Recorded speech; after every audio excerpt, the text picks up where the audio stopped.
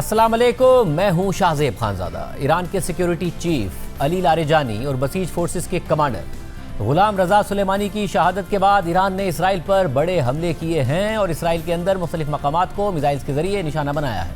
मगर आज ही इसराइल ने एक और अहम ईरानी रहनुमा और इंटेलिजेंस के वजीर इस्माइल खतीब को तेहरान में निशाना बनाने का दावा कर दिया है, जबकि अब से कुछ देर पहले ईरानी सदर मसूद पेज़ेश्कियान ने इसराइली हमले में इस्माइल खतीब की शहादत की तस्दीक कर दी है। सारी सूरत हाल में आज अली लारेजानी और गुलाम रजा सुलेमानी समेत अमरीका और इसराइल के हमलों में शहीद होने वाले ईरानी बहरिया के एहलकारों की नमाज जनाजा अदा कर दी गई है।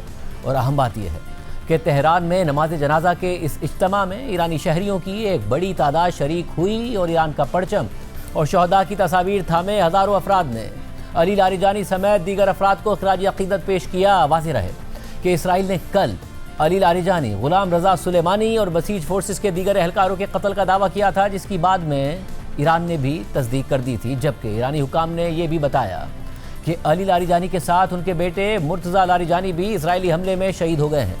अली लारेजानी के कत्ल के बाद कल रात को ईरान की पासदारान इन्क़िलाब ने कहा कि उन्होंने अली लारेजानी और उनके साथियों के कत्ल के जवाब में इसराइल के अंदर 100 से ज़्यादा अस्करी और सिक्योरिटी अहदाफ को कामयाबी से निशाना बनाया है।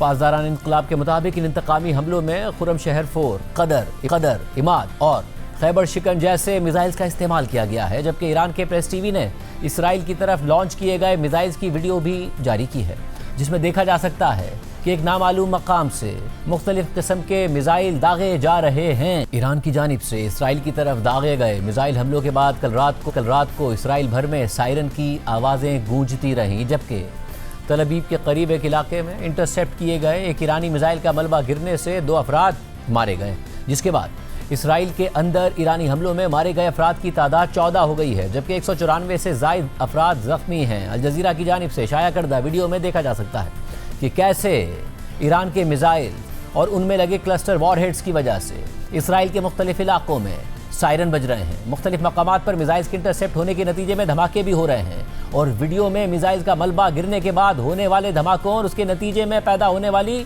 तबाही भी देखी जा सकती है। अमरीकी नशरियाती इदारे CNN के नुमाइंदे ने अपनी इस रिपोर्ट में तल अबीब में ईरानी हमलों के बाद होने वाली तबाही के मनाजिर दिखाए हैं और अहम तफसीलात भी बताई हैं। अगर आप इस मिसाइल की तस्वीर देखें तो आप देख सकते हैं कि ये बहुत बड़ा मिसाइल है, जिसमें बहुत से छोटे बम, सब म्यूनिशंस हैं। और ईरान ने जो मिसाइल इस्तेमाल किया है उनमें से एक खुम शहर मिसाइल है, जो ऐसे 80 छोटे बम ले जा सकता है। मैं आपको यहाँ कुछ और नुकसान भी दिखाना चाहता हूँ, क्योंकि इस बालकोनी के अलावा यहाँ फर्श पर भी ये जगह है जहाँ आप कंक्रीट के टुकड़े, तबाहशुदा स्कूटर और गाड़ियाँ देख सकते हैं। ये सब सिर्फ एक छोटे बम से हुआ है। और ये सोचें कि ये 80 तक बम बेतरतीब अंदाज में कई मील तक फैले तेल अबीब के इस इलाके में गिर सकते हैं। ईरानी ये दिखा रहे हैं कि चाहे इसराइल ने उनकी बैलिस्टिक मिसाइल की सलाहियतों को कितना भी कमजोर कर दिया हो, वो इन क्लस्टर हथियारों के जरिए नए तरीके तलाश कर रहे हैं ताकि इसराइल के फिजाई दिफा को अबूर करे, नुकसान पहुंचाएं। और आज रात हलाकतें भी हुई हैं। रॉयटर्स की रिपोर्ट में तल अबीब के करीब एक इलाके में रात गए होने वाले ईरानी मिसाइल हमले के बाद की तबाही दिखाई गई है। जबकि इस रिपोर्ट में इस इलाके की रिहायशी एक खातून ने धमाके की तफसीलात भी बताई। एक अलार्म बजा और हम पनाहगाह में चले गए। फिर हमने एक जोरदार धमाका सुना। जब हमें बाहर आने की इजाजत मिली तो हम बालकनी में चले गए। वहाँ से आग की बू आ रही थी और फिर हमने देखा कि आग लगी हुई है। हम नीचे गए, हमने देखा कि वहाँ सब कुछ तबाह हो चुका था। हमारी समझ में ये आया है कि बम के टुकड़े फुटपाथ पर गिरे और फट गए। ये एक इलेक्ट्रिक गाड़ी पर भी गिरे और उसकी बैटरी में आग लग गई और इसी वजह से आग फैल गई।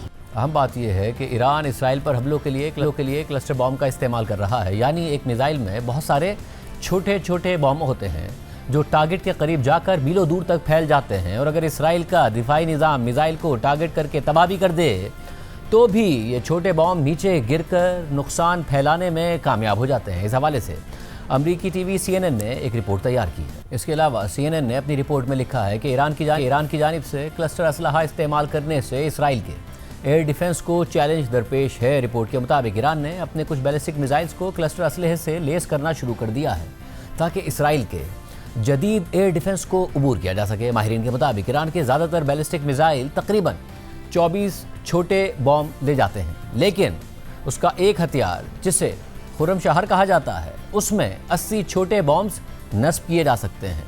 रिपोर्ट के मुताबिक अब ऐसा मालूम होता है कि ईरान पहले के मुकाबले में ज़्यादा बैलिस्टिक मिसाइल्स को ऐसे वॉरहेड्स से लेस कर रहा है जो क्लस्टर असलहा ले जा सकता है। एक इस्राएली फौजी अहदेदार ने बताया कि इस जंग के दौरान इसराइल पर दागे गए तकरीबन आधे बैलिस्टिक मिसाइल क्लस्टर असलहे से लेस थे। ये असलहा इसराइल के एयर डिफेंस के लिए एक नया बड़ा चैलेंज बन रहा है। इसराइल के एयर डिफेंस सिस्टम ज़्यादातर बैलिस्टिक मिसाइल्स को रोकने में कामयाब हो जाते हैं, लेकिन इन छोटे बॉम्ब्स को रोकना मुश्किल होता है क्योंकि इनका साइज़ बहुत छोटा होता है और इन्हें रोकने के लिए वक्त भी बहुत कम होता है। इसराइली दिफाई कंपनियों को मुशावरत फराहम करने वाले एक मिसाइल एक्सपर्ट ने बताया कि ये दरअसल इसराइल के मिसाइल डिफेंस निज़ाम को चकमा देने का एक तरीक़ा है। बाज़ औक़ात ईरान का बैलिस्टिक मिसाइल इसराइल के एयर डिफेंस सिस्टम से रोक लिया जाता है, लेकिन फिर भी इसमें छोटे बॉम्ब्स रह जाते हैं। ऐसा इसलिए हो सकता है कि मिसाइल को बराह रास्त और पूरी तरह निशाना ना बनाया गया हो, या उसे निशाना बनाने से पहले ही वो छोटे बॉम्ब्स मिसाइल से निकल चुके हों। इन छोटे बॉम्ब्स को इसराइल के आयरन डोम सिस्टम के जरिए भी रोका जा सकता है, जो मुख्तसर फासले के मिसाइल्स और दीगर गोला बारूद के लिए बनाया गया है, लेकिन ये तरीका हमेशा कामयाब नहीं होता। मिसाइल एक्सपर्ट ने मज़ीद बताया कि मेरे ख्याल में इस वक्त ईरान के पास बड़ी तादाद में बैलिस्टिक मिसाइल एक साथ दागने की सलाहियत नहीं है, इसलिए अगर ईरान कम तादाद में मिसाइल्स के साथ भी ज़्यादा नुकसान पहुँचाना चाहता है तो छोटे बॉम्ब्स वाले मिसाइल इसके लिए ज़्यादा मौजू हथियार होंगे। रिपोर्ट के मुताबिक इससे पहले इसराइल के साथ तनाज़ात में ईरान अक्सर दर्जनों मिसाइल एक साथ दागता था ताकि इसराइल के एयर डिफेंस पर गालिब आकर कुछ मिसाइल टारगेट पर लगने में कामयाब हो जाएं, लेकिन अब कि जब अमेरिका और इसराइल ईरान की बैलिस्टिक मिसाइल लॉन्च करने की सलाहियत को निशाना बना रहे हैं तो क्लस्टर असलहा शायद ईरान के लिए दिफाई निज़ाम को बूर करने का एक और तरीक़ा बन सकता है। और हालिया जंग में ऐसा होता नज़र भी आया है और मुमकिन है कि इसराइल के एयर डिफेंस से छोटे बॉम्ब्स को गुजारने के अलावा क्लस्टर असलहे का इस्तेमाल इसलिए भी किया जा रहा हो कि इसराइल के मिसाइल इंटरसेप्टर्स के ज़ख़ीरे को कम किया जाए, क्योंकि क्लस्टर बॉम्ब से लेस सिर्फ एक ही मिसाइल को रोकने के लिए इसराइल को दर्जनों इंटरसेप्टर्स इस्तेमाल करने पड़ सकते हैं। रिपोर्ट में एक एम्यूनेशन एक्सपर्ट के हवाले से लिखा है कि ईरानी डिज़ाइनर्स ने गालिबन फ़िज़ा में बॉम्ब फैलाने का तरीक़ा इसलिए इख्तियार किया है ताकि इसराइल की जानिब से ज़मीन से दागे जाने वाले इंटरसेप्टर्स की कामयाबी के इम्कानात को कम किया जा सके। ये बॉम्ब छोटे होते हैं और बहुत तेज़ रफ्तार से नीचे गिरते हैं। ईरान निस्बतन कम तादाद में छोटे बॉम्ब्स एक बहुत बड़े इलाके में फैला देता है, जिसकी वजह से उन्हें रोकना मुश्किल हो जाता है। इन मिसाइल्स और उनके साथ लगने वाले बॉम्ब्स की खुसूसियत इस बात की तरफ इशारा करती है कि यह हथियार बुनियादी तौर पर शहरी आबादी में खौफ फैलाने के लिए तैयार किया गया है। ऐसे असलहे का मुसलसल इस्तेमाल गालिबन नफ्सियाती दबाव पैदा करने के लिए किया जा रहा है ताकि इसराइली अवाम के हौसले को कमज़ोर किया जा सके और लोगों को बार बार पनागाहों में जाने पर मजबूर करके मुआशी और समाजी अखराजात बढ़ाए जा सकें। रिपोर्ट के मुताबिक इसराइली फ़ौज और होम फ्रंट कमांड ने हालिया दिनों में अवाम को इन छोटे बॉम्ब्स के ख़तरे से आगाह करने की कोशिशें तेज़ कर दी हैं। लोगों से कहा जा रहा है कि सायरन बंद होने के बाद भी चंद मिनट बाद तक पनागाहों में रहें जब तक कि मुकम्मल तौर पर ख़तरा ख़त्म होने का ऐलान न कर दिया जाए। साथ ही लोगों को ख़बरदार किया गया है कि जो छोटे बॉम्ब्स फटने से रह जाएं, उनके करीब जाना भी ख़तरनाक हो सकता है। इसराइली फ़ौज ने एक बयान में कहा कि इन बॉम्ब्स का असर दस्ती बॉम्ब के धमाके जैसा होता है, यानी मकामी सतह पर नुकसान निस्बतन कम होता है, लेकिन जो शख्स इस बॉम्ब के करीब हो उसके लिए ये इंतहाई ख़तरनाक हो सकता है, क्योंकि ये बॉम्ब एक बड़े इलाके में फैल जाते हैं, इसलिए ये वसी इलाके में नुकसान पहुंचा सकते हैं। लेकिन इसराइल के लिए असल ख़तरा शायद ईरान की हिकमत अमली में है, क्योंकि ऐसा लगता है कि ईरान बतदरीज एक तवील थका देने वाली जंग की हिकमत अमली इख्तियार कर रहा है। एक मिसाइल ख़ास तौर पर वो कि जो क्लस्टर असलहे से लेस हो, लाखों इसराइलियों को पनागाहों में जाने पर, छुपने पर मजबूर कर सकता है और इसराइल और अमेरिका को अपने महदूद और महंगे इंटरसेप्टर्स मुसलसल इस्तेमाल करने पर भी मजबूर कर सकता है। यही वजह है कि इसराइल की मईशत पर नेतन्याहू की इस जंग के असरात पड़ रहे हैं। इसके अलावा खित्ते के खलीजी ममालिक में भी कल रात से बड़े पैमाने पर ईरानी हमले रिपोर्ट हुए हैं और आज भी सऊदी अरब, बहरीन, कतर, कुवैत और मुत्तहिदा अरब अमारात ने दर्जनों ईरानी ड्रोन्स और मिसाइल्स को कामयाबी से इंटरसेप्ट करने का दावा किया है। सऊदी वजारत दिफा के मुताबिक एक ईरानी ड्रोन को उस वक्त इंटरसेप्ट किया गया जब वो रियाज के एम्बेसीज डिस्ट्रिक्ट की तरफ आने की कोशिश कर रहा था, जबकि इंटरसेप्ट किए गए एक ईरानी मिसाइल का मलबा प्रिंस सुल्तान एयरबेस के करीब गिरा। ताहम इस वाक़े में कोई नुकसान नहीं हुआ, जबकि मुत्तहिदा अरब अमारात की वजारत दिफा का कहना है कि आज उसके दिफाई निज़ाम ने ایران سے آنے والے 13 بیلسٹک میزائلز اور 27 ڈرونز کو انٹرسیپٹ کیا ہے۔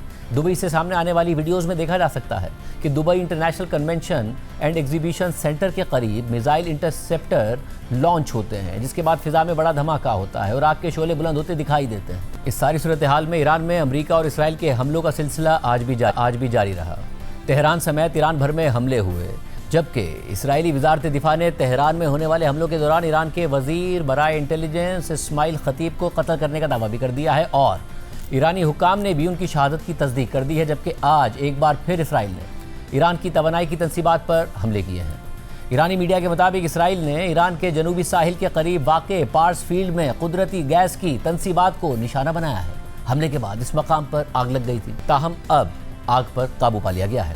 اس واقعے کے فوراً بعد ایران کی پاسداران انقلاب کی جانب سے سعودی عرب، قطر اور متحدہ عرب امارات نے تیل کی تنصیبات کے قریب رہنے والے لوگوں کے لیے انخلا کی وارننگ جاری کر دی ہے اور تیل اور گیس کی تنصیبات پر ایرانی حملوں کے اسی خدشے کے نتیجے میں ہی خلیجی ممالک اسرائیل کو ایران کی تنصیبات پر حملوں سے خبردار کر رہے تھے۔ اس حوالے سے آج قطر کی وزارت خارجہ کے ترجمان ماجد انصاری نے تشویش کا اظہار کرتے ہوئے کہا ہے کہ یہ حملہ ایک خطرناک اور غیر ذمہ دارانہ اقدام ہے۔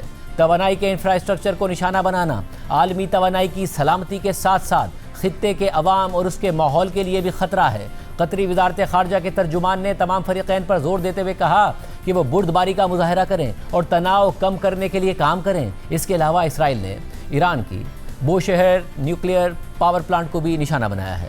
یہ بات واضح ہو کہ اسرائیل نے اس سے پہلے ایران بھر میں تیل کے ذخیروں کو نشانہ بنایا تھا اور اس وقت یہ خبر سامنے آئی تھی کہ امریکی صدر ٹرمپ ان حملوں پر ناراض ہیں، کیونکہ اسرائیل کی طرف سے ایران کی تیل اور گیس کی تنصیبات پر حملے کے بعد یہ خدشہ ہے کہ ایران جواب میں خطے میں خلیجی ممالک کی تیل اور گیس کی تنصیبات پر حملے کر دے گا اور اس سے بین الاقوامی مارکیٹ میں تیل اور گیس کی قیمتیں جو پہلے ہی بہت بڑھ گئی ہیں اور بڑھ جائیں گی، اور ایسا ہوا بھی اور یہ خبریں بھی سامنے آئیں کہ اسی وجہ سے صدر ٹرمپ ایران کے خارق جزیرے پر قائم ایران کی تیل کی تنصیبات پر حملوں سے گریز کر رہے ہیں، کیونکہ اس جزیرے سے ایران کی 90% تیل کی ایکسپورٹ ہوتی ہے اور اگر اس پر حملہ کیا گیا اور اسے تباہ کیا گیا تو ایران کی معیشت تو بیٹھ جائے گی، مگر ایران کی جوابی کارروائی پہ پڑوسی عرب ممالک کی تیل کی سپلائی تباہ ہونے کا خطرہ پیدا ہو جائے گا، جس سے پوری دنیا میں تیل کی قیمتیں $200 فی بیرل تک جانے کا خدشہ پیدا ہو جائے گا اور پوری دنیا کی معیشت کا بھتہ بیٹھ جائے گا۔ مگر اب ایک بار پھر اسرائیل نے ایران کی گیس اور تیل کی تنصیبات کو نشانہ بنا دیا ہے، جس کے جواب میں ایران نے پڑوسی ممالک کو حملوں کی دھمکی دے دی ہے،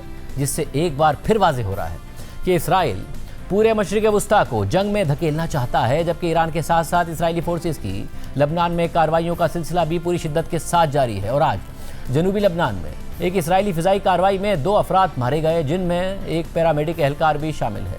اسی طرح اسرائیلی فورسز لبنان کی دارالحکومت بیروت میں بھی پوری شدت کے ساتھ بمباری کر رہی ہیں۔ ویڈیو میں دیکھا جا سکتا ہے کہ بیروت کے مرکز میں واقع ایک رہائشی عمارت اسرائیلی فضائی حملے کے بعد چند لمحوں کے اندر ہی زمین بوس ہو جاتی ہے۔ پروگرام میں ایک بریک شامل کرتے ہیں، ایک اور اہم معاملہ ہے، اس کی تفصیلات آپ کے سامنے رکھیں گے ایک بریک کے بعد۔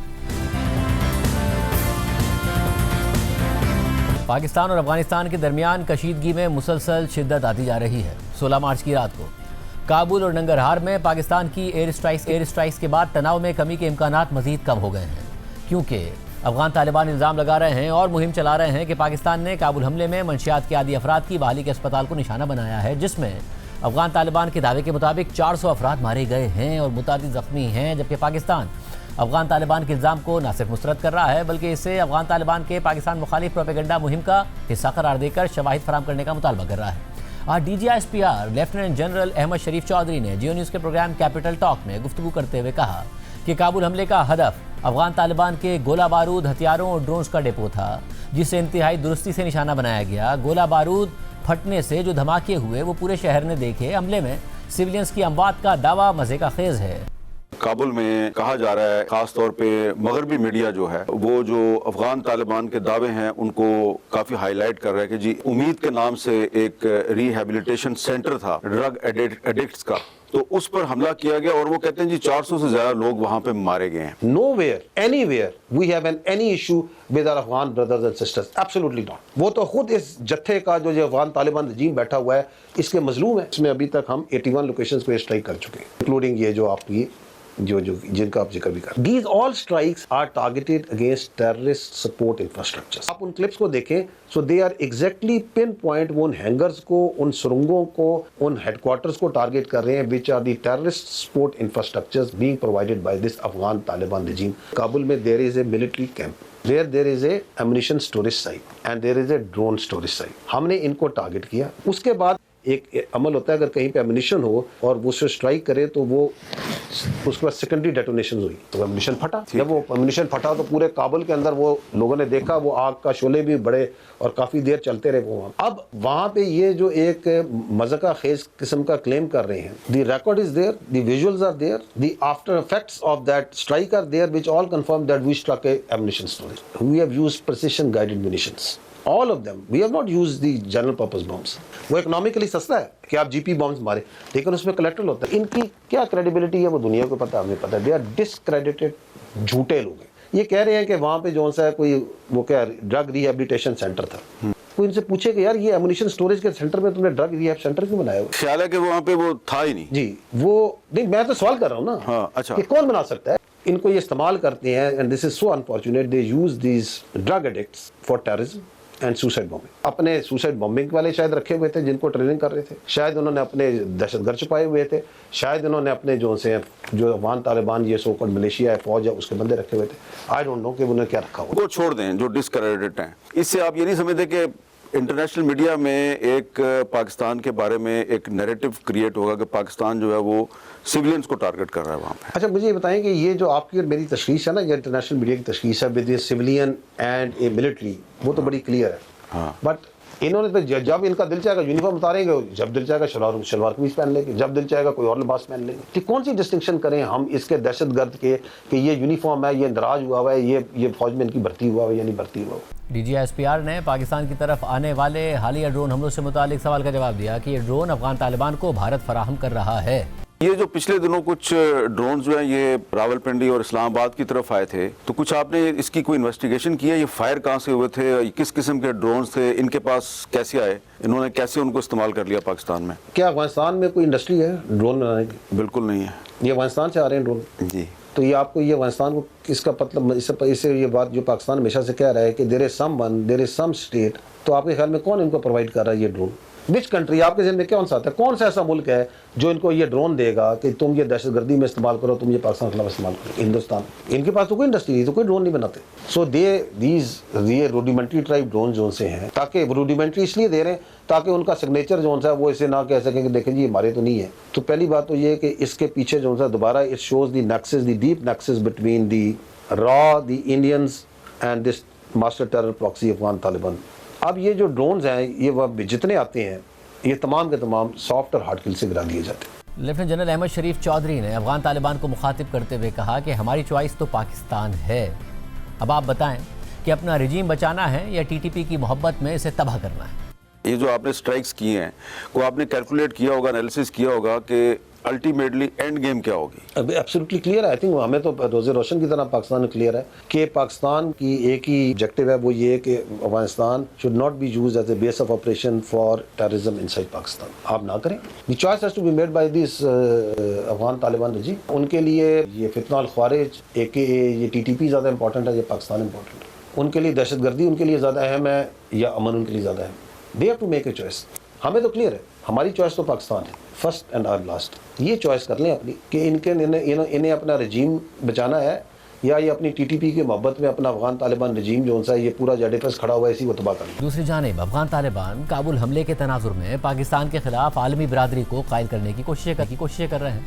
कल अफगान वज़ीर ख़ारजा अमीर खान मुत्तकी ने काबुल में बैनुल-अक़वामी सिफारतकारों और नुमाइंदों को ब्रीफिंग दी थी और पाकिस्तान पर इल्ज़ामात लगाए थे. इसी तरह आज अमीर खान मुत्तकी ने मुख्तलिफ ममालिक में अफगान सिफारत खानों और काउंसलेट से ऑनलाइन मीटिंग की है और हिदायत दी हैं कि पाक अफगान हालिया कशीदगी पर अफगान तालिबान के मौक़िफ़ को आलमी बरादरी के सामने उजागर किया. BBC ने काबुल हमले से मुतालिक अपनी रिपोर्ट में लिखा है कि इस हमले में होने वाली अमवात की हतमी तादाद ताहाल मालूम नहीं है, मगर तालिबान हुकूमत के वज़ीर ख़ारजा अमीर खान मुत्तकी का दावा है कि अब तक 408 अफराद मारे जा चुके हैं. BBC आज़ादाना तौर पर इस दावे की तस्दीक नहीं कर सका है, ताहम काबुल में फॉरेंसिक लेबॉर्ट्री के ज़राए ने BBC को तस्दीक की है कि इस हमले के नतीजे में 100 से ज़ायद अफराद मारे गए हैं. افغان حکام کے مطابق اموات کی تعداد بڑھ رہی ہے جبکہ متعدد افراد شدید زخمی بھی ہیں۔ رپورٹ کے مطابق افغان وزارت صحت کے ترجمان شرافت زمان نے بتایا کہ اس مرکز کے قریب کسی قسم کی عسکری تنصیبات نہیں ہیں۔ رپورٹ کے مطابق مارے گئے کچھ افراد کی شناخت ہو چکی ہے اور ان کی میتیں لواحقین کے حوالے کر دی گئی ہیں، تاہم کئی لاشیں بری طرح جھلس جانے کی وجہ سے شناخت کے قابل نہیں رہی، جبکہ نیو یارک ٹائمز کی رپورٹ میں بھی کابل حملے میں 75 اموات کا دعویٰ کیا گیا ہے۔ واضح ہے کہ پاک افغان تناؤ میں شدت آتی جا رہی ہے اور بات چیت کے دروازے بھی بند ہیں۔ دونوں ممالک کی تصدیق کر رہے ہیں کہ اس وقت نہ کوئی براہ راست بات چیت ہو رہی ہے اور نہ ہی کوئی بالواسطہ مذاکرات ہو رہے ہیں۔ گزشتہ دنوں چین آگے بڑھا تھا اور ثالثی کی کوششیں تیز کر دی تھی، مگر اب تک چین کی کوششیں بھی بے نتیجہ رہی ہیں کیونکہ افغان طالبان پاکستان مخالف دہشت گردوں کے حوالے سے اپنی پالیسی میں تبدیلی کے لیے تیار نہیں ہیں۔ تاہم اب خطے کے ایک اور با اثر ملک روس کی جانب سے پاک افغان تنازع کے حل کے لیے ثالثی کی پیشکش کی گئی ہے۔ روسی صدر پیوٹن کے افغان نمائندہ خصوصی ضمیر کابلوف نے روسی اخبار کو دیے گئے انٹرویو میں کہا ہے، روس کو پاکستان اور افغانستان کے درمیان تنازع پر تشویش ہے۔ ہم چاہتے ہیں کہ دونوں ممالک کے ایک دوسرے پر حملے رک جائیں اور کشیدگی میں کمی کے لیے پیش رفت ہو۔ روس کے دونوں ممالک کے ساتھ اچھے تعلقات ہیں، اس لیے اگر دونوں ممالک ایک ساتھ ثالثی کی درخواست کریں گے تو روس یہ کردار ادا کرنے کے لیے تیار ہوگا، تاہم ابھی تک ایسی درخواست نہیں کی گئی ہے، اس لیے ہم خود کو مسلط نہیں کریں گے۔ ساتھ ہی آج پاکستان کے نمائندہ خصوصی برائے افغانستان محمد صادق سے روسی سفیر کی ملاقات ہوئی ہے۔ محمد صادق کی ایکس پر پوسٹ کے مطابق ملاقات میں باہمی دلچسپی کے امور پر گفتگو کی گئی، جس میں علاقائی ڈیولپمنٹس، بدلتی ہوئی سیکیورٹی صورتحال اور سرحد پار دہشت گردی کے خطے کے امن اور استحکام پر اثرات پر گفتگو بھی شامل تھی۔ اس کے علاوہ افغان نیوز چینل طلوع نیوز کے مطابق قطر میں افغان طالبان کے سفیر سہیل شاہین نے ایک انٹرویو میں کہا ہے کہ پاکستان کے ساتھ مذاکرات کے ذریعے مسئلہ حل کرنے کی کئی کوششیں کی گئیں لیکن ان کا کوئی نتیجہ نہیں نکلا۔ پاکستان نے اب سفارتکاری کے بجائے فوجی راستہ اختیار کیا ہے لیکن اس کے نتائج بھی دیکھ لیے ہیں۔ سہیل شاہین نے مزید کہا کہ پاکستان ہم سے توقع کرتا ہے کہ افغانستان پورے پاکستان میں کسی بھی سیکیورٹی واقعے کے نہ ہونے کی ضمانت دے جو غیر حقیقت پسندانہ ہے، اور ایسی ضمانت کوئی نہیں دے سکتا۔ تاہم انہوں نے یہ بھی کہا کہ افغانستان تحریری یقین دہانی فراہم کر سکتا ہے کہ افغان سرزمین سے پاکستان کے خلاف کوئی نقصان نہیں پہنچایا جائے گا۔ تاہم اب سے کچھ دیر پہلے پاکستان کی جانب سے عید الفطر کے احترام میں اور دوست ممالک سعودی عرب، قطر اور ترکیے کی درخواست پر عارضی طور پر آپریشن غضب للحق روکنے کا اعلان کیا گیا ہے۔ وفاقی وزیر اطلاعات عطا تارڑ کے بیان کے مطابق پاکستان کی طرف سے عارضی طور پر آپریشن روکنے کے فیصلے کا اطلاق آج رات سے 23 اور 24 مارچ کی درمیانی رات تک ہوگا۔ اس کے علاوہ افغان طالبان نے بھی سعودی عرب، قطر اور ترکیے کی درخواست پر عید کے دنوں میں کا اعلان کر دیا ہے۔ معاملہ کیا عید کے بعد دوبارہ خراب ہو جائے گا؟ معاملہ کس طرف جائے گا؟ اور یہ جو الزام ہے افغان طالبان کا کہ پاکستان نے ایک ریہیبلیٹیشن سینٹر پر حملہ کر کے 400 افراد کو مار دیا ہے، جسے بین الاقوامی میڈیا میں کوریج مل رہی ہے، اس حوالے سے پاکستان کو کتنا نقصان ہوگا، بات کریں گے ایک بریک کے بعد۔ ہمارے ساتھ لیفٹیننٹ جنرل ریٹائرڈ عامر ریاض صاحب موجود ہیں۔ عامر ریاض صاحب بہت شکریہ ہمیں شو میں جوائن کرنے کے لیے۔ جنرل صاحب، ظاہر ہے افغانستان الزام لگا رہا ہے اور پاکستان کیٹیگوریکلی اس کو مسترد کر رہا ہے، مگر بین الاقوامی میڈیا بھی کہیں نہ کہیں ہم دیکھ رہے ہیں، نیو یارک ٹائمز کہہ رہا ہے 75 اموات پاسبلی ہو سکتی ہیں، بی بی سی اپنے کچھ فورنسک ذرائع سے وہاں پر کوٹ کر رہا ہے کہ 100 کے قریب اموات ہو سکتی ہیں۔ افغان طالبان کی طرف سے تو 400 کا الزام سامنے آ رہا ہے اور ان کے وزیر خارجہ اب بیرونی سفیروں کو، میڈیا کو بھی اس حوالے سے بریفنگ دے رہے ہیں۔ اب سے پہلے پاکستان کی جو کارروائیاں تھیں اس پر ایک ہمدردی پاکستان کو حاصل تھی کہ اب افغان طالبان کیونکہ وہاں پر دہشت گردوں کو نہیں روک رہے اور پاکستان کارروائی پر مجبور ہو رہا ہے۔ آپ کو لگتا ہے اس کارروائی کے بعد یہ جو کارروائی ہوئی ہے ایک نیگیٹو پبلسٹی پاکستان کو ملی ہے؟ نہیں، میرا نہیں خیال جی۔ یہ سب سے پہلے تو ہمیں یہ دیکھنا چاہیے کہ پاکستان کے آبجیکٹیوز کیا تھے and what Pakistan is doing. میں 2-3 آج چیزیں بالکل کلیئرٹی کے ساتھ بتانا چاہتا ہوں۔ پہلے تو یہ ہمارا ایک پرنسپل آف انگیجمنٹ ہے، وہ آج سے نہیں، وہ ہمیشہ سے ہے، اور خاص طور پہ جب سے یہ افغانستان کے ساتھ یہ معاملات شروع ہوئے تو پرنسپل آف انگیجمنٹ یہ ہے کہ ہم نے کسی سویلین ٹارگیٹ کو انگیج نہیں کرنا، ہم نے ٹیررسٹ انفراسٹرکچر کو انگیج کرنا ہے اور جو ان کے ملٹری ٹارگیٹس ہیں ان کو انگیج کرنا ہے تاکہ ان کی کیپیبلٹی کو کم کیا جا سکے، ڈیمینش کیا جا سکے۔ یہ تو فنڈامنٹل پرنسپل ہے کہ ہم نے افغان لوگوں کو کسی کو ٹارگیٹ نہیں کرنا، کسی سویلین کو ٹارگیٹ نہیں کرنا۔ ٹارگیٹنگ ہوتی کیسے ہے؟ ٹارگیٹنگ ہوتی ہے ایسے ہے کہ جی ملٹیپل سورسز سے انٹیلیجنس اکٹھی کی جاتی ہے، اس کو کریبوریٹ کیا جاتا ہے اور اس کے بعد اس کا ٹارگیٹ کا ایک انالیسز ہوتا ہے اور پھر فائنلی ایک ڈیسیشن لیا جاتا ہے بیسڈ آن کنفرمڈ انٹیلیجنس۔ تو کوئی ٹارگیٹ اس کے علاوہ نہیں لیا جاتا کہ بیٹھے بیٹھے کسی کو خیال آیا اور اس نے جا کے ٹارگیٹس کو انگیج کرنا شروع کر دیا۔ So this is exactly one of those targets. تیسری چیز یہ ہوتی ہے کہ پاکستان کوئی جنرل پرپز بامز یوز نہیں کرتا. جنرل پرپز بامز یہ ہوتے ہیں کہ جی آپ گئے ایک ایریا میں, آپ نے وہ بام فائر کیا ایئر کرافٹ سے یا کسی اور چیز سے, mainly from the aircraft, اور وہ اس میں پریسیشن گائیڈڈ میونیشن نہیں ہے, وہ تھوڑا دائیں یا بائیں لگ سکتا ہے. Pakistan is using precision guided munitions تاکہ وہ بالکل ڈاٹ آن ٹارگیٹ, 1 میٹر کی بھی غلطی نہیں ہوتی, وہ ٹارگیٹ کو اس طرح سے ہٹ کرتے. دین بڑا امپورٹنٹ چیز کوشچن یہ ہے کہ was it really a rehab facility, یہ کوئی ریہیب فیسلٹی تھی, اور was it being used for some other purposes. اور دوسرا جو بہت امپورٹنٹ چیز ہے, regardless of whatever people are seeing, اور افغان طالبان اس کو کیوں اس طرح سے پیش کر رہے ہیں وہ سب کو معلوم ہے, why was this in the middle of an ammunition dump. ایک ایمونیشن ہے, ایمونیشن ڈمپ ہے, اس کے درمیان میں ایک ریہیب فیسلٹی ہے. ڈز اٹ, یہ کوئی لاجیکل بات نظر آتی ہے, کوئی اس میں سمجھ آتی ہے کسی کو؟ اس کے بعد یہاں پہ ایک ملٹری ریلیٹڈ فیسلٹیز اور بھی تھیں جہاں پہ ڈرونز اسمبل ہو رہے تھے, جو ملٹری گریڈ ڈرونز تھے جو پاکستان کے خلاف استعمال ہو رہے ہیں. اور یہی وہ فیسلٹی ہے جہاں پہ بہت سارے لوگوں کو ایز سوسائڈ بامبرز بھی ٹرین کیا جاتا ہے. تو اب وہ افغان طالبان اس کو رجیم جو ہے جیسے مرضی پیش کر لے, but the facts do not change on ground. اور آپ نے یہ بھی دیکھا ہوگا کہ پوسٹ اسٹرائک پہ چلے جاتے ہیں, پوسٹ اسٹرائک انالیسس اس کا, وچ از کوائٹ ویزیبل. وہ تو شیئر کیا نا پاکستان نے کہ یہ ٹارگیٹ تھا, یہ ہم نے اسٹرائک کی. وہ اسٹرائک کے نتیجے میں جو آپ کو وہاں پہ سیکنڈری ایکسپلوژنز نظر آئے, اور بہت سارے نظر آئے. سیکنڈری ایکسپلوژن اس چیز کو کہتے ہیں کہ وہاں پہ ایمونیشن تھا, ایمونیشن ڈمپ تھا, جب اس کو ٹارگیٹ کیا پریسیشن گائیڈڈ میونیشن نے اس کو ہٹ کیا تو وہاں پہ اور بہت سارے ایکسپلوژنز ہوئے کیونکہ وہاں پہ ایمونیشن تھا. So that is very clearly visible, وہ صاف نظر آ رہا ہے with the date, with the coordinates, with everything. اس کو کوئی ڈینائی نہیں کر سکتا, اس کا سائنٹیفک ایویڈنس موجود ہے. پوسٹ اسٹرائک انالیسز میں بالکل کلیئر نظر آ رہے ہیں سیکنڈری ایکسپلوژنس, اور یہ کنفرم کیے ہیں بہت سارے افغان لوگوں نے خود بھی. کچھ افغان میڈیا میں جو جرنلسٹ ہیں, کچھ اور لوگ ہیں, انہوں نے خود اس چیز کو مانا ہے کہ وہاں پہ سیکنڈری ایکسپلوژنس تھے. اس کے علاوہ اب کیجولٹی فگرز پہ آ جاتے ہیں. کیجولٹی فگرز ویری کر رہی ہیں, کوئی کہہ رہا ہے 400 ہے, کوئی کہہ رہا ہے 100 ہے, بٹ ان کے نہ کسی نے نام شیئر کیے, نہ ان کے ایڈریسز شیئر کیے, نہ کوئی اور چیز شیئر کی. اب وہ بعد میں اس کو بنا لیں, گھڑ لیں, تو وہ تو پھر ایک دیکھنے کی چیز ہے. اس کے علاوہ آپ یہ دیکھیے کہ ہو از کرائنگ, رو کون رہا ہے سب سے زیادہ, تکلیف کہاں پہ سب سے زیادہ ہو رہی ہے؟ افغان طالبان رجیم تو اپنی جگہ پہ موجود ہے, ان کو تو یہ تکلیف ہوگی. اس کے علاوہ سب سے زیادہ اس چیز کو لے کے جو چل رہے ہیں وہ بھارت کے لوگ ہیں, بھارت کا فارن آفس. سو اس کے علاوہ کچھ میڈیا بھی ہے, سم میڈیا ود این ایجنڈا. دوسری چیز شاہزیب, میں آج بالکل کلیئرٹی سے آپ کو یہ بتانا چاہتا ہوں, آپ بہت اکمپلشڈ میڈیا پرسن ہیں, جرنلسٹ بھی ہیں, انفارمیشن اسپیس کے آدمی ہیں. یہ دنیا کا جو میڈیا ہے اس کا ایک اپنا ایجنڈا ہوتا ہے. Not that every time they report the truth. ہم نے 3-4 جنگوں میں دیکھ لیا, غازہ میں دیکھ لیا, اس سے پہلے دیکھ لیا, ایران اسرائیل امریکہ کانفلکٹ میں ہم دیکھ رہے ہیں کہ جو رپورٹنگ ہے وہ بالکل اپنے ایک ایجنڈے کو لے کے چلنے کے لیے رپورٹنگ کی جاتی ہے. Anyways, getting out of that, the reality is that this was a target, it was a military target. اگر وہاں پہ اس طرح کی فیسلٹی اور سوسائڈ بامبرز کو ٹرین کیا جاتا تھا. یہ بھی آپ کو معلوم ہے کہ بہت سارے ڈرگ ایڈکٹس کو استعمال کیا گیا as suicide bombers. They were given to different commanders, اور انہوں نے اس کو استعمال کیا پاکستان میں بھی اور جگہوں پہ. اس کے علاوہ اب آ جاتے ہیں تھوڑی سی بڑی چیز کے اوپر. What is the broader issue? Broader issue یہ ہے کہ افغان رجیم جو ہے یہ سیف ہیونز پرووائڈ کر رہی ہے بہت ساری ٹیررسٹ آرگنائزیشنز کو.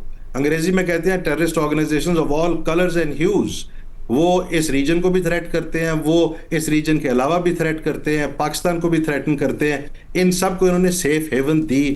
دیگر ممالک کو بھی شکایات ہیں, مگر اب جبکہ افغان طالبان کے جو سفیر ہیں سہیل شاہین, انہوں نے ایک انٹرویو میں یہ کہا ہے کہ جو پاکستان کی ہم سے ڈیمانڈ ہے وہ غیر حقیقت پسندانہ ہے, کہ ہم یہ ضمانت نہیں دے سکتے کہ پورے پاکستان میں کسی بھی کوئی جو سیکورٹی واقعہ ہو اس کی ذمہ داری ہم پر آ جائے. ہم یہ ضرور یقین دہانی کرا سکتے ہیں کہ افغان سرزمین سے پاکستان کے خلاف کوئی نقصان نہیں پہنچایا جائے گا. اس کا کریڈیبل ایویڈنس چاہیے جی. سہیل صاحب بھلے سے یہ کہتے رہے, دا کریڈیبل ایویڈنس از کہ پاکستان میں جتنی ٹیررسٹ ایکٹیویٹی ہو رہی ہیں ان کا بیس از افغانستان. ٹی ٹی پی کی لیڈرشپ, ٹی ٹی پی کی آرگنائزیشن, ٹی ٹی پی کی فنڈنگ, ٹی ٹی پی کا سپورٹ میکنزم سارا افغانستان میں بیسڈ ہے. سو اس لیے یہ سہیل شاہین صاحب کو یہ جیسے مرضی کہتے رہے, but nobody is going to believe it. پھر اور BLA اور باقی ساری آرگنائزیشنز جس میں نے پہلے بھی اس پہ ذکر ہوا ہے کہ TIM ہے, داعش ہے, and so on so forth. پھر اینڈ گیم ہے کیا؟ کیونکہ ثالث بھی بیچ میں پڑے, کچھ نہیں ہو سکا. پھر ایران, ابھی چائنا کی خبر آئی کہ وہ بھی بیچ میں پڑا مگر معاملہ نہیں بن سکا. روس کہہ رہا ہے کہ اگر دونوں ممالک ہم سے کہیں گے ہمارے دونوں سے اچھے تعلقات ہیں, ہم اس وقت بیچ میں پڑیں گے جب یہ دونوں ممالک کہیں گے. تو نہ ثالث کچھ کر پا رہے ہیں, تو کیا اینڈ گیم ہے؟ جی دیکھیں, ایک تو اس وقت پورے دنیا میں ایک بڑا عجیب سا ڈس آرڈر ہے. There is no order in the world right now, اور بہت بڑے بڑے پرابلمز ہیں جن کے ساتھ دنیا ساری ڈیل کر رہی ہے, اور یہ ایک پرابلم ہے جس کے ساتھ ایونچولی سب کو ڈیل کرنا پڑے گا. اس وقت اور بہت بڑی بڑی چیزیں ہمارے ریجن میں بھی ہو رہی ہیں, باقی جگہوں پہ بھی ہو رہی ہیں. بہت سارا فوکس اس وجہ سے ڈائیورٹڈ ہے. لیکن eventually what is going to go, Pakistan is responsible, government of Pakistan, the state of Pakistan is responsible for the security of the people of Pakistan. So Pakistan نے کیا کرنا ہے؟ پاکستان نے پہلی چیز یہ کہ پاکستان, ابھی تک میں آپ کو بتا دوں شاہ زیب, جو پاکستان نے سٹرائکس کی ہیں یہ ٹیکٹیکل اور آپریشنل نیچر کی سٹرائکس تھی. ابھی تک پاکستان نے اسٹریٹجک لیول کی سٹرائکس وہاں پہ نہیں کی. آبویسلی میں یہ تو نہیں کہہ سکتا, آپ کو بتا تو نہیں سکتا کہ وہ ٹارگیٹس کیا ہو سکتے ہیں, لیکن جو دوسری بڑی امپورٹنٹ چیز ہے, آہستہ آہستہ پریشر اب ماؤنٹ ہو رہا ہے افغان طالبان رجیم کے اوپر, فرام ود ان, اندر سے بھی اور باہر سے بھی. وہ ایک آدھے انسیڈنٹ کو وہ اپنی مرضی سے آرکیسٹریٹ کر کے ایک طریقے سے پیش کر کے سمپتھی نہیں حاصل کر سکتے. Reality is that they have become a terror central, اور وہاں پہ بہت ساری ایکٹیویٹیز ہو رہی. تو ریجن کے ساتھ یہ اپروچ کو کوآرڈینیٹ کرنا پڑے گا. آئی ایم شیور ہمارے چائنیز دوستوں کو بالکل ایگزیکٹلی پتہ ہے کہ افغان طالبان کہ کسی لفظ کے اوپر, کسی بات کے اوپر یقین نہیں کیا جا سکتا انلیس کوئی گارنٹیز ایسی سکہ بند ہو کہ یہ یقین ہو سکے کہ وہاں سے یہ ایکٹیویٹیز کسی اور ملک میں انکلوڈنگ پاکستان نہیں ہوں گی. تو پاکستان کی ڈیمانڈ بالکل کلیئر ہے اور بڑی سمپل ہے کہ بھائی یہ چیزیں یہاں سے بند ہوں گی افغانستان سے, تو پھر افغانستان سے ہر طرح کی بات بھی ہو سکتی ہے, بہت سارا کام بھی ہو سکتا ہے افغانستان کے ساتھ, in the larger interest of people of Afghanistan, جو اس وقت بہت سپریسڈ اور بہت مشکل میں اس رجیم کی وجہ سے ہے. سو دوسرا جو ہے نا, ریجنل رسپانس ایونچولی آپ دیکھیے گا, میں نے پہلے بھی کہا یہ ریجنل رسپانس آہستہ آہستہ زیادہ کوآرڈینیٹڈ ہوتا جائے گا, including the Chinese and the Russians and the region. سارا اس کے اوپر ایک طرح سے پریشر ماؤنٹ کرنا شروع کرے گا, اور پریشر اب ماؤنٹ ہو رہا ہے افغان طالبان کے اوپر. Leave aside the Indians and Israelis, ان کا اپنا ایجنڈا ہے, وہ تو اس کو ڈفرینٹ طریقے سے دیکھتے ہیں اور وہ اس کو دیکھتے رہیں گے ڈفرینٹ طریقے سے, بٹ ریجن کے باقی ممالک اور دنیا کے باقی لوگ اس کو مختلف طریقے سے دیکھ رہے ہیں. تو یہ ان کے اوپر ایک کوآرڈینیٹڈ پریشر ماؤنٹ ہونا ہے جس میں ریجن نے ایونچولی کوآرڈینیٹ کرنا ہے.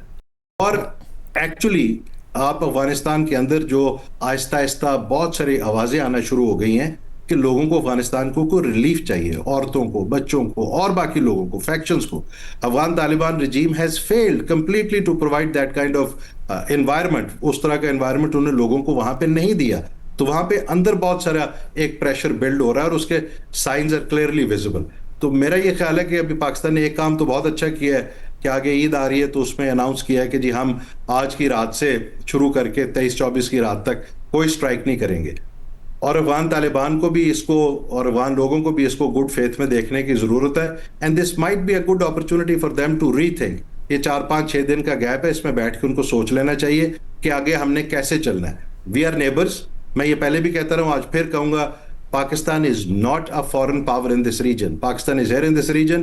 ہم یہاں پہ, ہمارے باوجداد ہم سب یہاں کے رہنے والے, ہم یہیں پہ ہیں, اور انشاءاللہ ہم صدیاں آگے آنے والے بھی, ہمارے بچے یہیں پہ ہیں. اسی طرح افغانستان کے لوگ ہیں, وہ بھی یہیں پہ ہیں. سو ایز گڈ نیبرز, دانش مندی اور دینداری کا جو اس وقت تقاضا ہے وہ یہ ہے کہ پاکستان کے ساتھ مل کے ان جو ٹیررسٹ آرگنائزیشنز ہیں, خاص طور پہ TTP اینڈ BLA, اس کو پروٹیکٹ کرنا بے وقوفی ہے افغان طالبان رجیم کی. And they have to come to their right senses and ایک develop different kind of mechanism to present to the world کہ یار وہ کوئی ریزنیبل رجیم کے طور پہ ایکٹ کر سکتے. بہت شکریہ نذیر تزیہ. آج کے پروگرام میں اتنا, اللہ حافظ.